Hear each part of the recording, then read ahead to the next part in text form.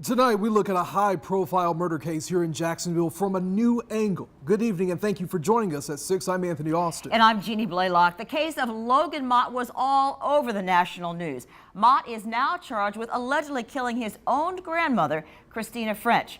Mott, just 15 years old, a student at Sandalwood High School. Mott has pleaded not guilty, and police say they found the body of his grandmother buried in the family's backyard. And according to police, Mott was caught trying to cross into Canada in his grandmother's car. Inside that car, 3 guns and a knife covered in blood. So you probably recall that around Thanksgiving, his father, a corrections officer with GSO, returned from a trip to find his home ransacked and his son and mother missing.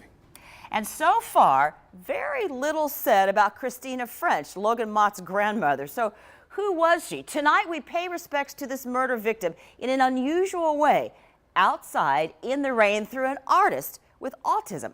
Her name is Gentry, and she lives in Ponte Vedra. It's drizzling, and it's pretty chilly.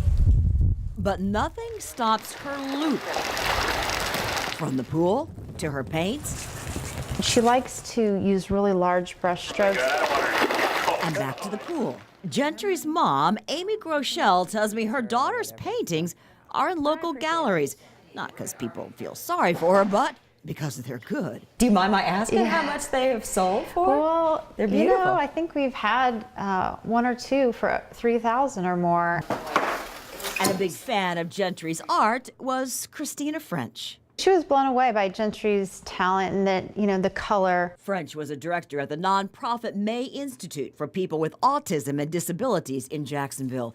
Gentry lives in one of their group homes. In fact, her mom says, French was the staffer on call the night she was reported missing. With breaking news. And that breaking news is coming to us tonight from Neptune Beach, where we're told a Sandalwood High School student and his grandmother are missing. Just had a pit in my stomach. JSO has just discovered a body. Then when police say they found French's body buried in her own son's backyard. Any way you look at it, it's tragic. Tragic, she says, because French talked about moving to Jacksonville from Michigan for her family. She was here, she said, because of her son and her grandson and a desire to be close to them.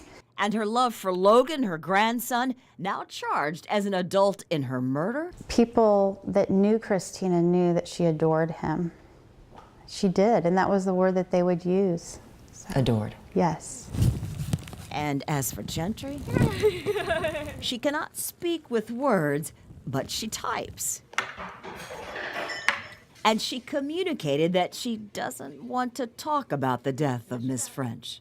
I think the best thing that we all can do is just try to back away and see the bigger picture and reflect on her life. And Groeschel says French was trying to get extra therapeutic help for people in Jacksonville with autism. She specifically mentioned weighted blankets. Blankets with, for example, pockets of sand. It's to calm the sensory systems. They give pressure, comfort, kind of like getting a hug or being in water. And for Gentry's mom, the only comfort in this murder case is remembering the encouragement she got from Kristina French to communicate through her painting and her typing.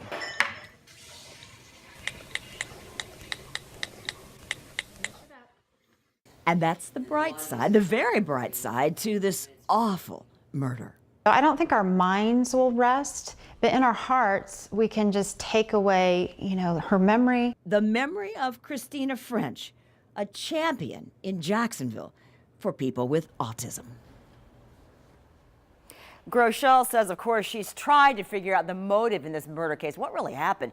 She says it's a mystery to her and really, quite frankly, too agonizing to think about. Mott's next time in court is scheduled for January 25th. There is a court order that he must have a court-appointed guardian because he is a juvenile. He will also have a public defender and will have to provide a DNA sample to the courts. You can see more about this story on our website, firstcoastnews.com.